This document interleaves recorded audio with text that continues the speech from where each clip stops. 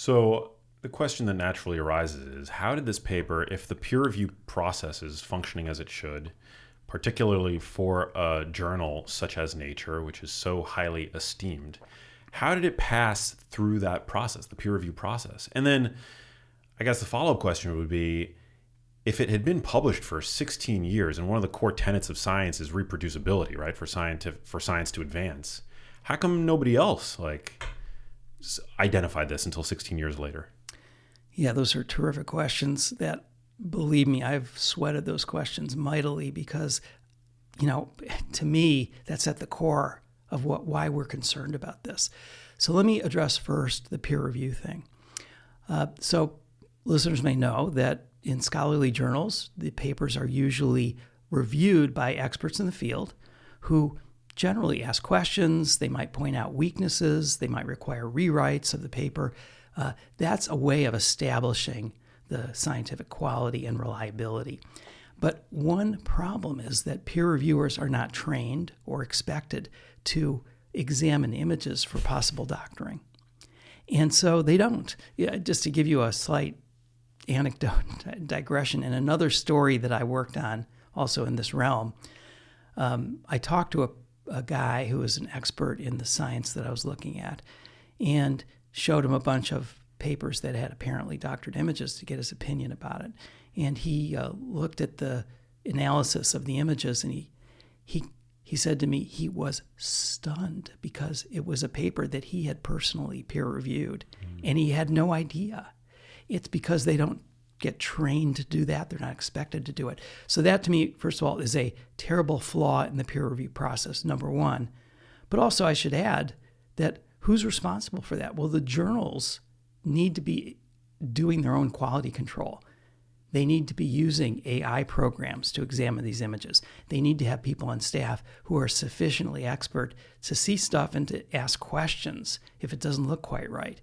And I'm happy to say that many journals are starting to do that, but it's taken way too long. And yeah, and then the fact that this was just out there, I mean, science moves so slow, I mean, probably for good reason, but the fact that it was, had subsequently been cited by thousands of papers, that it was only 16 years later, and then 2 years after that it was finally retracted. That's right. It was finally retracted 2 years later. And I might add that here's one of the strangest things from that particular story, which was the genesis of my book, Doctored. A must read, by the way, and written for a lay audience. Is that correct? Absolutely. It's a narrative. It's a character-based narrative. I try to tell the story of the important questions about the way Alzheimer's research has gone through the eyes of the people who live that story, including patients and including Matthew Schrag, who I mentioned before, and other doctors and other scientific sleuths, as they're called. So this small anecdote, if you'll permit me another little digression, is when the article came out in 2022, my article about this 2006 Nature paper that was based on fraudulent images, apparently fraudulent images, I should say. What happened is there was a big outcry in the scientific community, and there's a website that's a kind of a watering hole, you might say, online for Alzheimer's experts. It's called Alz Forum, and within about 2 days of my article coming out, they had more than 30 of the top experts in the world weighing in on what it all meant. And basically you had two kinds of paths that they took. One group was saying, it's about time that we took a good hard look at ourselves in the mirror and asked the question, are we relying too heavily on the amyloid hypothesis? Do we need to broaden our horizons? And the other side were people who were saying that, no, we always knew this was BS, that this experiment didn't mean anything and it doesn't affect anything. And strangely, those very people are the people who quoted this study over and over and over in their own papers to support their own ideas about the disease. Wow. That is what I call, at best, hypocrisy. Absolutely. So to me, I mean, this is blatantly criminal. What is the latest? Because I've been asked this, and I don't know. What is the latest with Karen Ash and Sylvain Lesny, the two authors behind that 2006 paper? Sure. There are consequences for this sort of circumstance. I should say that the consequences are, look, it's when you say criminal, I don't know, it's a legal thing, and I don't know how you'd even interpret it in this case, but there were investigations done. And it turned out, and I feel convinced that this is true, that Karen Ash did not personally manipulate images. She did not try to falsify any data, but she did rely on her close colleague, Sylvain Lesny, and he doesn't seem to have any explanation for what happened. He's the one who prepared these scientific images, but he can't quite explain what had happened. Now, what happened is that even so, because I think you could charitably call the circumstance with Karen Ash very unfortunate, but also a big lapse in her judgment in not sufficiently supervising her protege in her own lab. And consequently, her reputation has been harmed, clearly, and she has lost a lot of her funding. Those are pretty serious things for a senior scientist. For Lesny, he's been investigated by the University of Minnesota, and so far as I know, that investigation, more than coming up on 3 years later, is still ongoing. And it reflects another weakness in the system of checks and balances in this issue of how fraudulent or perhaps just suspect research is produced and examined, and that's the university. So the entities that normally do these examinations or investigations of alleged misconduct are the home institution of the professor who's involved. And what we've seen over and over again is this is a tremendous conflict of interest because these are the institutions that have the most to lose and the least to gain from doing a robust, prompt, and publicly accessible examination of important studies. Yeah. Now, you reveal so much in your book.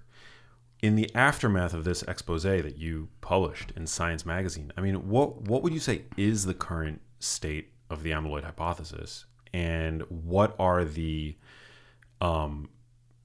any prominent emerging hypotheses that exist to supplant it?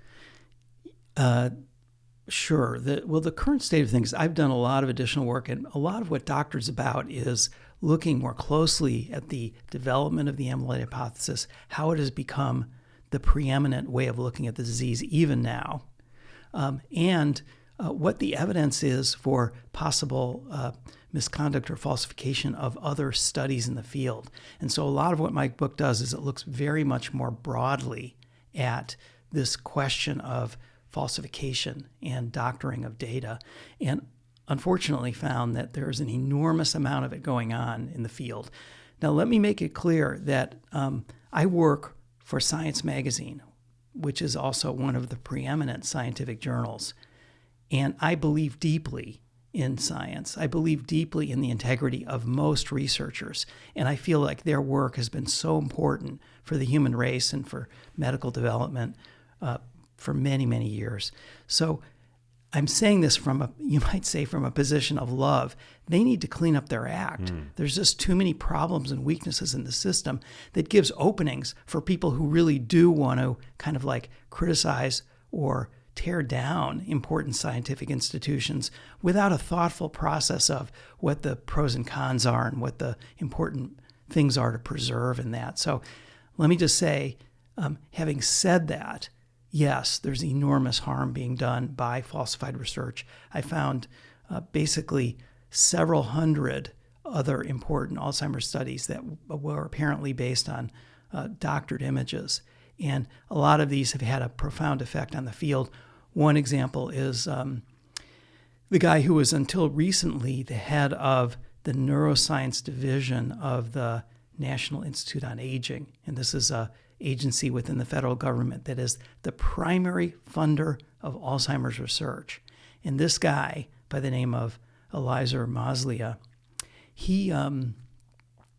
I found working again with a team of incredibly brilliant image sleuths and experts in neuroscience that more than 130 of his studies, going back decades, had been based on apparently doctored or improperly changed images.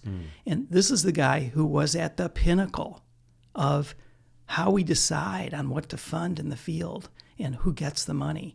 And using taxpayer dollars, no less. billions of taxpayer dollars. And so what happened is that when my story came out in Science magazine last fall, on the day it came out, he was forced out of his job. Now that's a good outcome. It's a good outcome in the sense that we can't have someone who's under that sort of a cloud, whose work is suspect. And I say suspect because in any of these cases, even if the evidence seems almost incontrovertible that doctoring of images took place, it should be examined carefully by well-qualified experts to validate those concerns if they can be validated. In this case, the evidence was so substantial that it seems almost unimaginable that there weren't really dramatically big problems with his work. But if he can be a guy who's doing that, you got to ask yourself the question, how deep does this go? How broad does it go? It goes pretty broad and deep, and it's a big problem, something that needs to be cleaned up. The community of scientists, the institutions, including universities and federal funders and regulators, they need to do a better job.